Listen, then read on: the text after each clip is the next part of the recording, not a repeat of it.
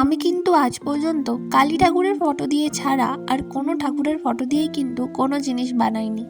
আমি একমাত্র কালী ঠাকুরের ফটো দিয়েই ফ্রেম, ফোন কভার এই সব কিছু বানিয়েছি। আর আমার এরকম কাজগুলো করতে কিন্তু বেশ ভালোই লাগে।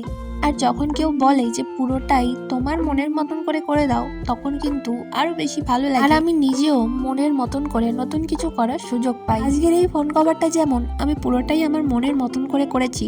চেয়েছিলাম পুরো ফোন কভারটা জুড়েই কিন্তু ফটোটা রাখতে, কিন্তু সেটা পারি না, কারণ ফটোটা এমন ভাবেই তোলা। আমি যদি ফটোটা পুরো ফোন কভার জুড়ে দিতাম তাহলে কিন্তু ক্যামেরাটার জায়গায় কালী ঠাকুরের মুখটা পড়তো আর সেটা কেটে যেত। তাই জন্যই ফটোটা কিন্তু আমি ক্যামেরার নিচে রেখেছি, আর উপরে যেহেতু ফাঁকা ফাঁকা লাগছিল তাই কিছু ফ্লাওয়ার আর গ্লিটার অ্যাড করে দিয়েছি। এবার তোমরা দেখে জানাও তোমাদের ঠিক কেমন লাগলো। তোমরাও যদি এরকম যে কোনো ফটো দিয়ে কভার অর্ডার করতে চাও তাহলে অবশ্যই কিন্তু আমার সাথে যোগাযোগ করতে পারো। তো আজকের জন্য এইটুকুই, টাটা।